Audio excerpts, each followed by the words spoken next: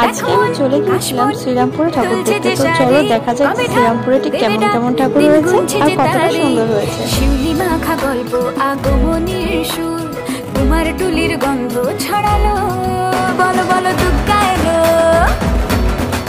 বলো বলো দুর্গা এলো, বলো বলো দুর্গা এলো, দুর্গা এলো, দুর্গা এলো, বলো বলো দুর্গা এলো, দুর্গা এলো, দুর্গা এলো।